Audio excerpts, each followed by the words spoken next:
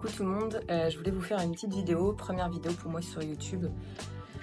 Tout est neuf pour moi. En fait, c'est suite à une vidéo que j'ai vue ce matin d'un youtubeur que je suis. Je le citerai bien évidemment soit sur cette première vidéo, soit sur les prochaines. Youtubeur qui m'a bien inspirée, vraiment.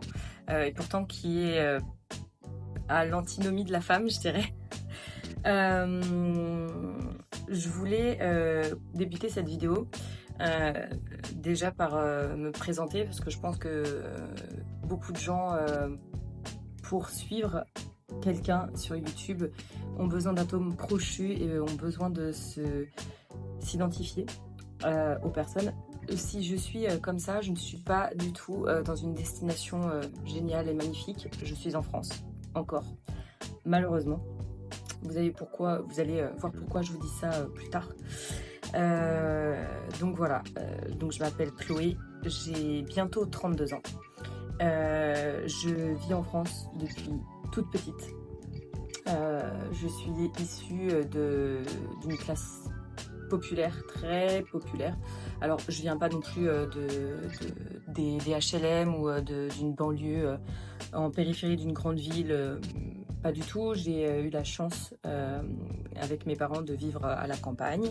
J'ai eu la chance d'être élevée à la campagne dans une très grande maison et donc d'être préservée d'une certaine violence et d'une certaine mocheté de la société un très grand nombre d'années.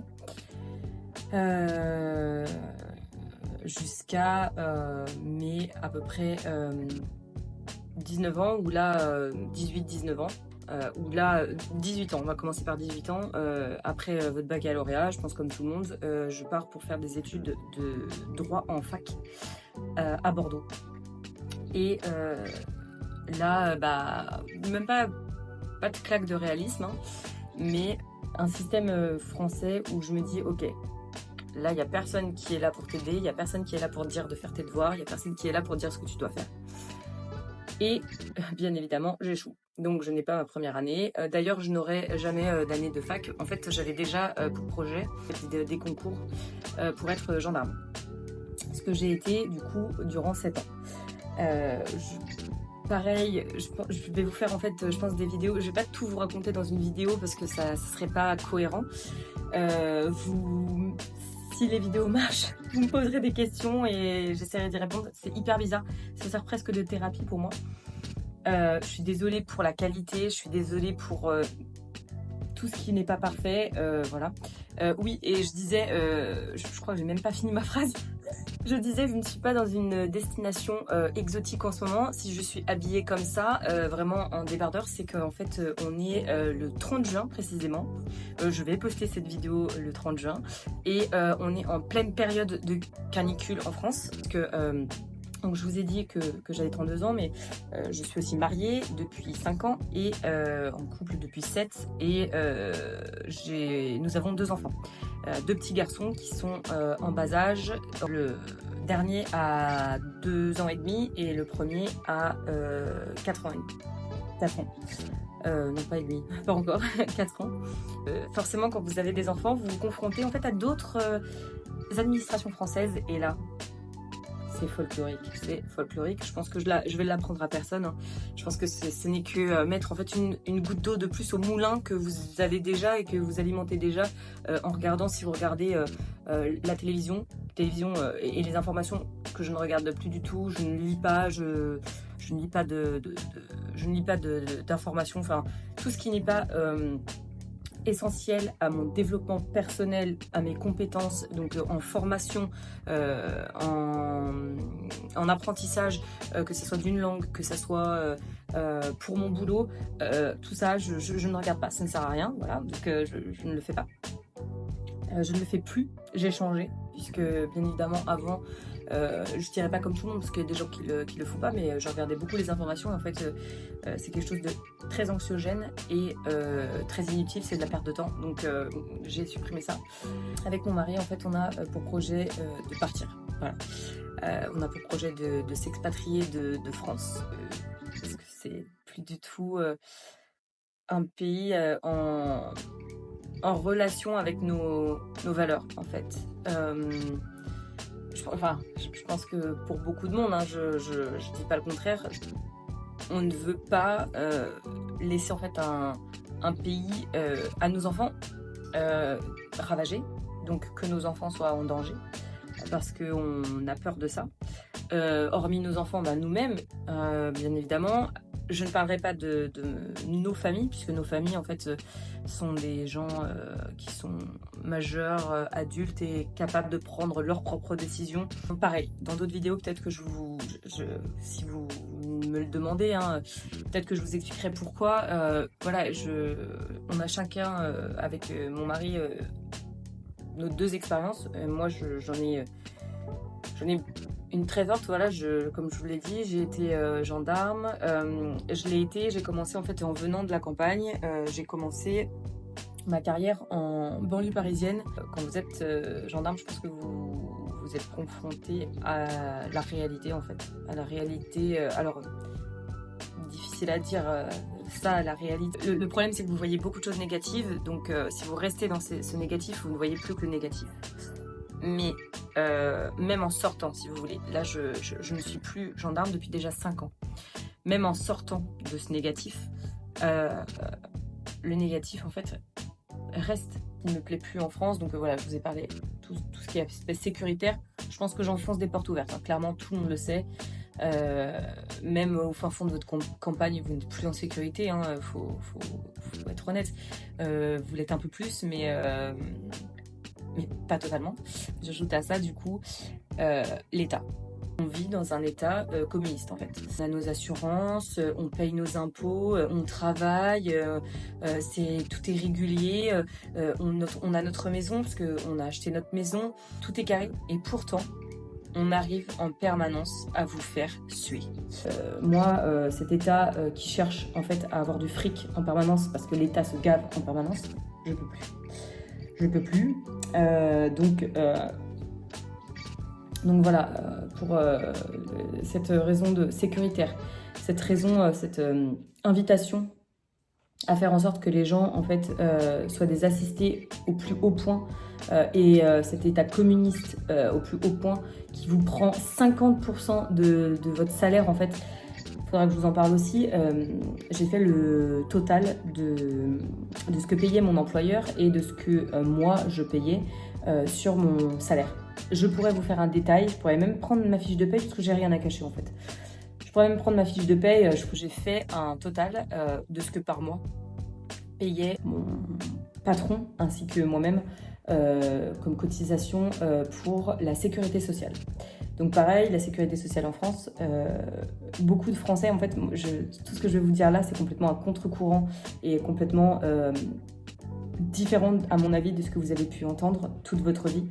Je pense que beaucoup de gens et beaucoup de personnes vont être choquées, en fait, de ce que je peux dire parce que les gens ne sont pas habitués, en fait. Les gens pensent qu'on a le meilleur système de santé au monde. Moi, je vous confirme qu'on n'a pas le meilleur système de santé au monde. J'ai passé des moments mémorables que je n'oublierai jamais. Et ces moments-là sont gravés et je pardonnerai jamais. Donc, j'en ai marre, vraiment, de ramasser. Donc là, on en arrive du coup à un 3e point. Premier point, je répète, hein, la sécurité. 2e point, l'État communiste.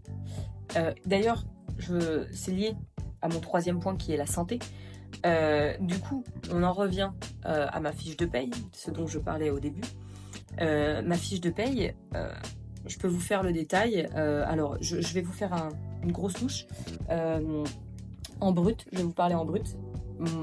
Moi et mon employeur payons pour la sécurité sociale et donc pour ma santé, normalement. Payons 306 € brut par mois. Voilà. J'ai pas fait du tout le calcul à l'année, donc à la louche comme ça, 306 €, je suppose que c'est 3600 à peu près, 3600 € à l'année que je donne avec mon employeur, mais ce qui pourrait me revenir dans ma poche de mon salaire brut en entier à la sécurité sociale. Est-ce que j'utilise 3600 € en service de santé à l'année? Ah ben, je peux vous le dire que non. Donc, que font-ils de notre argent, en fait? Et que font-ils de notre argent? Je peux pas rester comme ça, en fait. Je peux pas rester dans l'inaction et dans le subir en permanence. J'ai envie de vous dire, si ça touchait vraiment que l'argent, si c'était vraiment qu'une histoire d'impôt, si c'était vraiment qu'une histoire de pécunier, en fait. Mais là, on est arrivé à un point, je pense que c'est la santé de ces enfants, c'est intolérable. C'est juste intolérable. Je pense qu'il y a beaucoup de gens aussi, alors qui n'ont pas d'enfants, mais je pense que pour leur propre santé, ou même la santé de leurs parents, de leurs proches, pareil, quand vous avez des pathologies qui vous inquiètent, que vous êtes obligé d'attendre des mois pour savoir, pour mettre des mois ou même ça prend des années pour avoir ne serait-ce qu'une réponse à votre question de pourquoi j'ai ces douleurs-là, parce que les spécialistes vous donnent des rendez-vous 3, 6, 8, 10 mois après votre appel pour prendre rendez-vous. C'est plus possible, c'est plus possible. Et du coup, sachez que dans les autres pays du monde, certes, vous payez une assurance santé plus chère qu'en France. Et quoique moi, ça ne me surprend absolument pas parce que je me suis vue dépenser de grosses sommes en assurance santé pour être protégée au maximum. Sachez que dans ces pays-là, les spécialistes, quand vous payez un spécialiste, vous n'attendez pas 3 mois, vous attendez 48 heures maximum pour avoir un spécialiste. Quand vous allez aux urgences, vous n'avez absolument pas, ça n'existe pas, hein, 7 à 8 heures d'attente aux urgences. À partir du moment en fait, où vous payez, vous avez le service pour lequel vous payez. En fait. Voilà. Et derrière, vous avez des examens. Voilà, pour toutes ces raisons-là. Raison économique aussi, j'ai oublié. Parce que forcément, l'économie va pas super bien, donc la raison économique, sécuritaire, l'État capitaliste, non pas du tout l'État communiste, et la santé.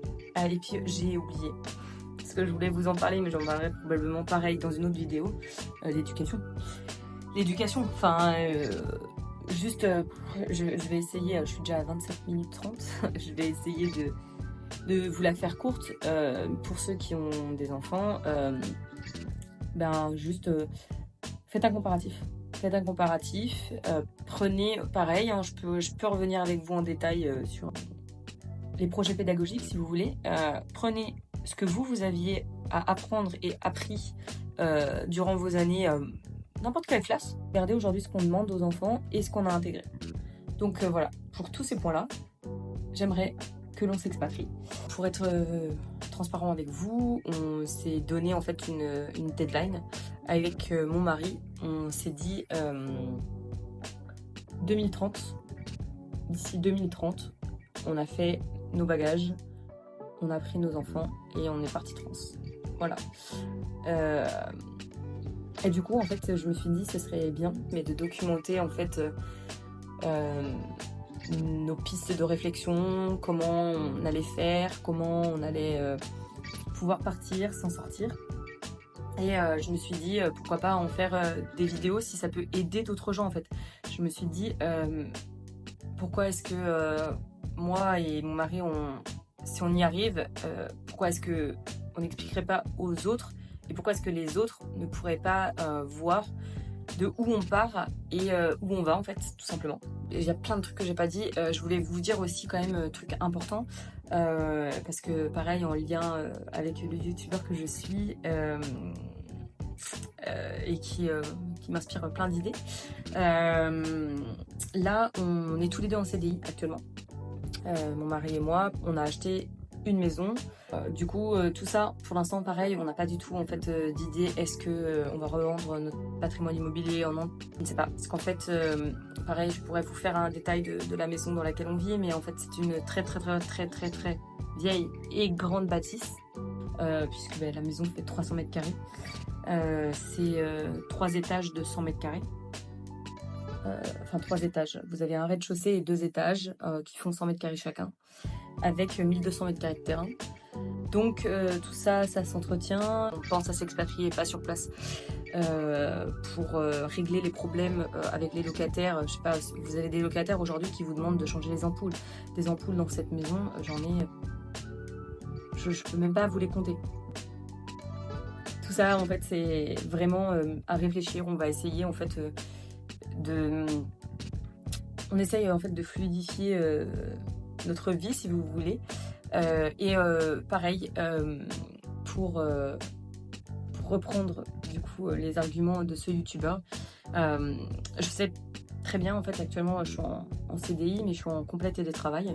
Mon mari est aussi en CDI, et vous comprendrez bien que quand on travaille pour une société en CDI en France, on ne peut pas, en fait, partir à l'étranger. Même si je suis en complet télétravail, vous n'avez pas d'accords internationaux avec les autres pays, quel que soit le pays dans lequel vous allez, vous êtes en fait obligé de payer des impôts, et en fait les sociétés françaises qui vous emploient n'ont pas du tout envie de se faire suer, à se pencher sur s'il est légal que votre employé parte dans un autre pays, quels impôts la société va devoir payer à l'autre pays, quels impôts l'employé va devoir payer à l'autre pays parce qu'il travaille sur son territoire, enfin voilà. Et donc pour toute cette complexité là, en fait je peux pas, enfin mon entreprise refusera en fait de m'envoyer à l'étranger. Pour en fait faire face à tout ça, vous avez 2 options.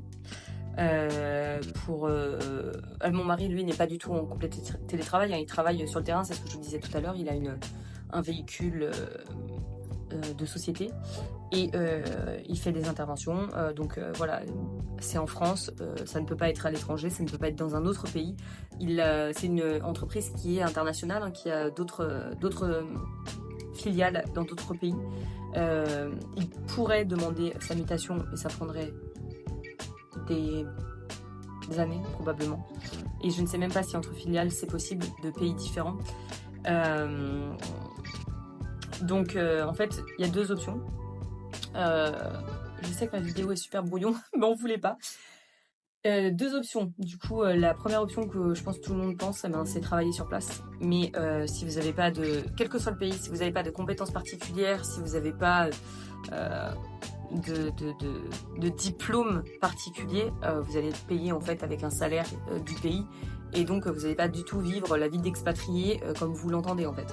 Vous allez vivre une vie à l'étranger, mais sans avoir plus de pouvoir d'achat ou de qualité de vie, en fait, ce que l'on recherche, hein. On s'expatrie pas juste parce que on a envie de changer de météo, hein. On s'expatrie, il y a ça aussi d'ailleurs, dans une de nos conditions de pourquoi on s'expatrie, il y a aussi la météo, parce que me taper en fait des hivers avec les enfants notamment qui sont en collectivité, on est malade littéralement toutes les semaines.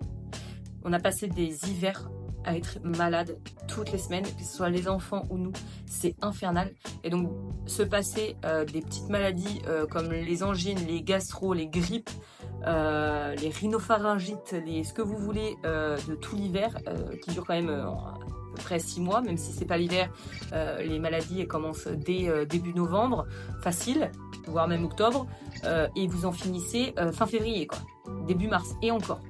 Donc ouais, non, ça dure un bon bout de temps. Donc voilà, il y a aussi ça. Je referai un petit récapépète, je vous mettrai là, un petit récapépète de tous les points de pourquoi on a envie de quitter la France. Voilà, 2 options que je vous disais. La une, travailler sur place, mais quand vous n'avez pas de diplôme particulier ou de compétences particulières, c'est compliqué, parce qu'il faut trouver un salaire qui est quand même suffisant. Et deuxième option, eh bien, c'est travailler en fait en freelance, en indépendant, voilà, pour avoir des clients et être libre géographiquement en fait de là où vous voulez aller. Et vous avez une 3e option, mais qui est là. Et a priori viable, mais moi pour l'instant on n'en est pas du tout là, hein. Je ne sais même pas en fait, je pense que ça n'existe pas, donc voilà. C'est le business en ligne, les business en ligne, je vous résume tout là. En 1, vous avez l'État communiste. En 2, vous avez la santé. En 3, vous avez la sécurité. C'est pas dans l'ordre. En 4, vous avez l'éducation. En 5, vous avez la météo. Et je pense qu'on a déjà fait un bon tour déjà. Un bon tour de pourquoi on pense en fait à partir. Donc voilà, je pense que je vais clôturer cette vidéo ici. Je ne sais même pas sur quoi je vais faire la prochaine vidéo. Je vais attendre peut-être de voir vos recommandations. Si vous avez des recommandations, si vous souhaitez savoir d'autres choses sur nous, sur comment on va s'y prendre, qu'est-ce qu'on fait actuellement, sur notre passé, sur voilà, ce que vous voulez. Dites-le moi en commentaire, je vous ferai une vidéo. Et puis voilà, en attendant, prenez soin de vous, faites de votre mieux, surtout, et à la prochaine.